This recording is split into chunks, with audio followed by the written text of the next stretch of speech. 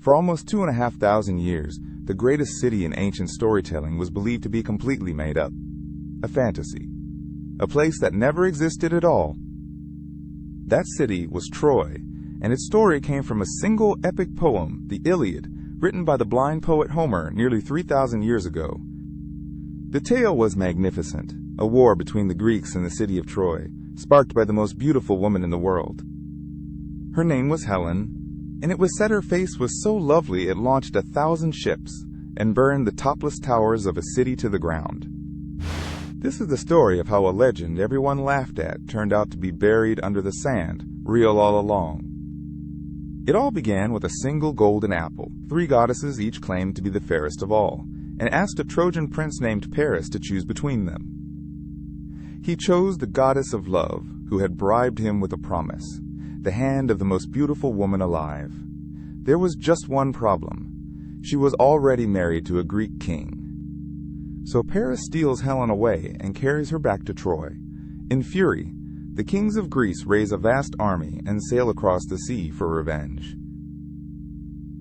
For 10 long years, they lay siege to the city, unable to break through its massive walls.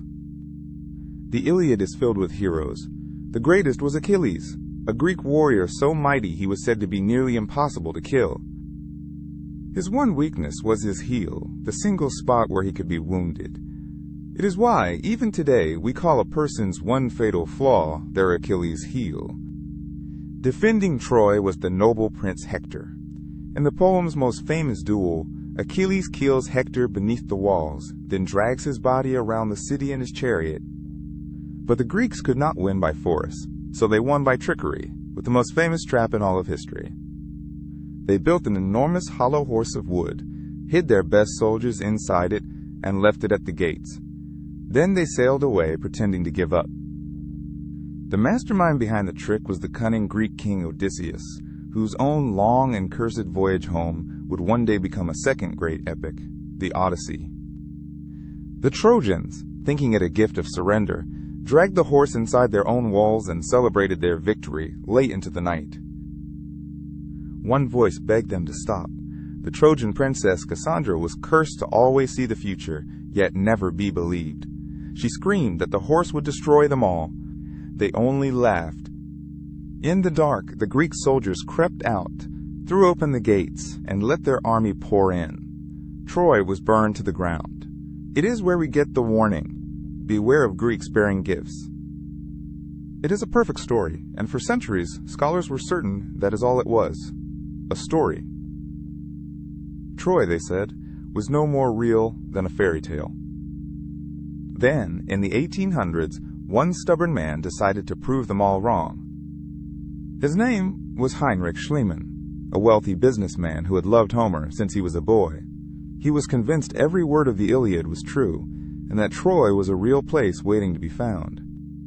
Using the poem itself as a treasure map, he zeroed in on a low hill in northwest Turkey called Hisarlik and began to dig.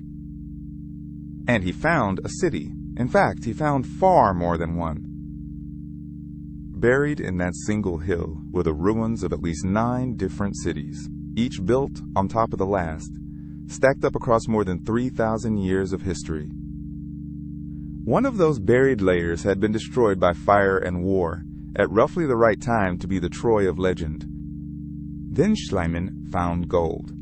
A dazzling hoard of jewelry, cups, and ornaments that he triumphantly announced was the personal treasure of Troy's King Priam. He even had his young wife pose, wearing the ancient golden jewels, and called them the Jewels of Helen. But there was a problem. The gold came from a layer of the city that was over 1,000 years too old to have belonged to King Priam. It was real treasure, just the wrong treasure.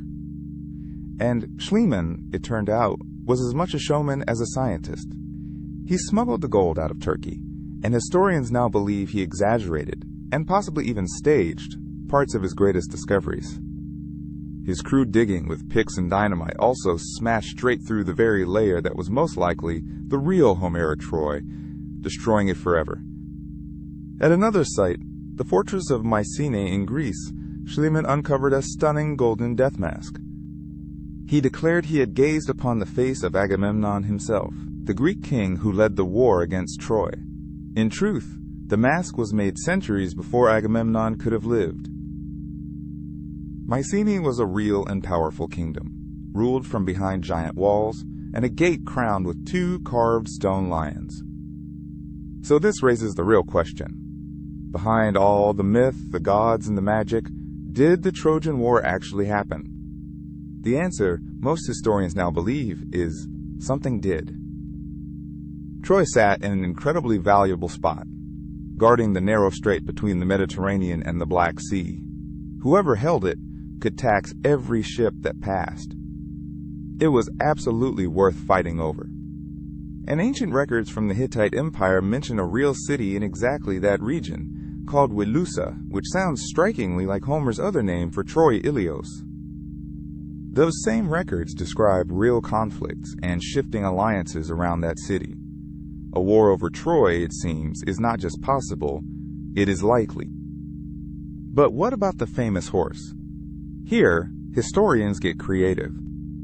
Some think the wooden horse was really a battering ram or a siege tower, machines the Trojans had never seen. Others have a stranger idea. The horse was the sacred animal of Poseidon, who was god of the sea and also god of earthquakes. And the ruins of Troy show it was struck by a massive earthquake around the right time. So perhaps the horse that broke Troy was not a trick at all, but a violent earthquake that shattered its mighty walls, later remembered in poetry as the horse of the sea god. We may never know for certain. Homer wrote his poem 500 years after the war supposedly ended, weaving real memory together with myth until the two could never be pulled apart. The story of Troy never died. A Trojan hero named Aeneas was said to have escaped the burning city and sailed west, becoming the legendary ancestor of the Romans themselves. And the wooden horse still lives in our language. When a hidden threat sneaks past your defenses disguised as a gift, we still call it a Trojan horse. Today you can walk the real ruins of Troy in Turkey, layer upon layer of a city that was destroyed and rebuilt again and again for thousands of years.